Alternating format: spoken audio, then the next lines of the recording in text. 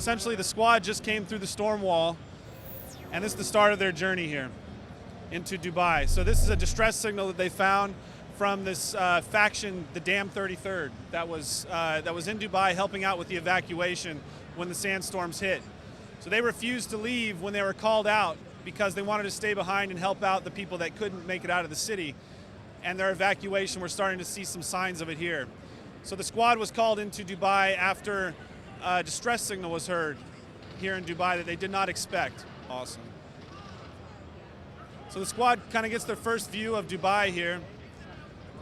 And you see down here on the road, this caravan of survivors didn't make it out of the city.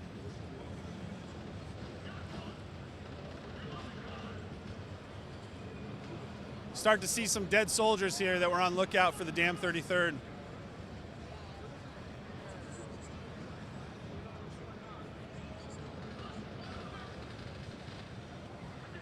You can see that storm wall back behind us there. So we're going to rappel down and try and find that distress beacon.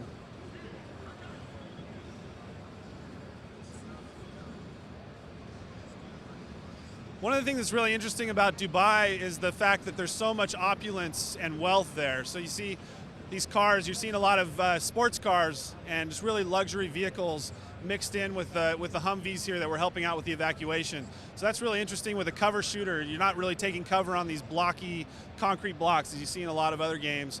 We actually use Dubai to our advantage here a lot. So you're taking cover on sports cars, and then later on when you get further into Dubai, there's a lot of crystal and gold objects, just really amazing, opulent art pieces and things like that that come into the combat as well.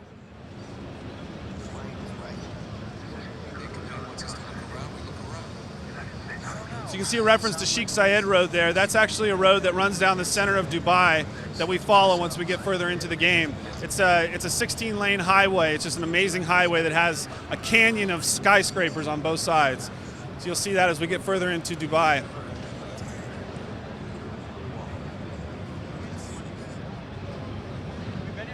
So here Adams actually reveals a fresh corpse of the Damn 33rd. So there's definitely some US soldiers that have survived in this battalion that's somehow still alive here in Dubai.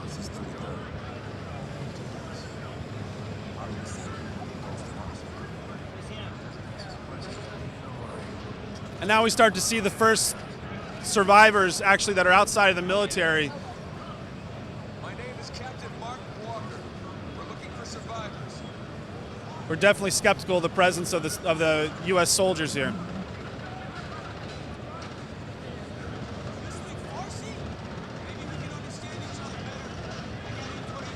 It's also the area where we introduce some of the sand mechanics in the game. So if you see that bus above the survivors there is filled with sand, this is one example of how you can use that to your advantage in the game, causing the sand to rush out of the bus and crush the enemies.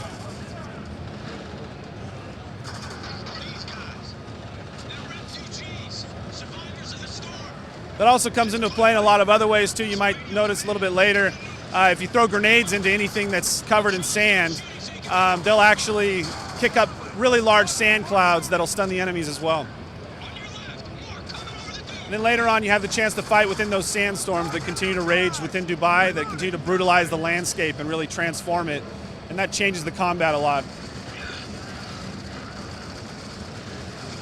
This is our stun squad command tutorial, which is one of a few different squad commands the player has access to.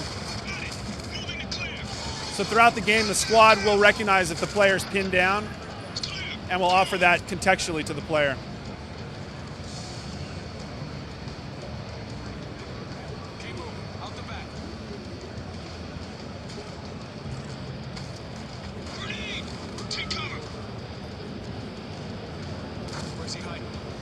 So here you'll see the first attack command that I'm able to give. And if you'll notice Lugo here on the right, he'll contextually use his sniper rifle in this case. He's the squad sniper. And in other cases with the attack command, Adams, who's a demolitions expert, will use frag grenades or other explosives and a shotgun at close range. So they'll sort of react intelligently to the context of the squad command you've given.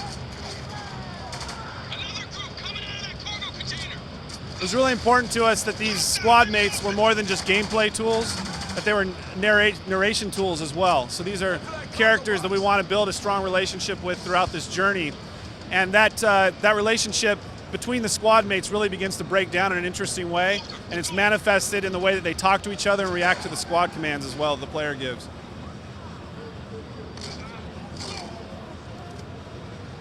I thought we were rescuing people.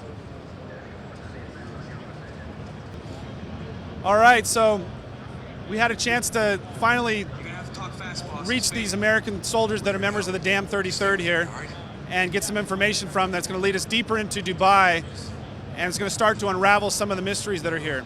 So Spec Ops: The Line is coming out for the Xbox 360, the PlayStation 3, and the PS3 on June 26th.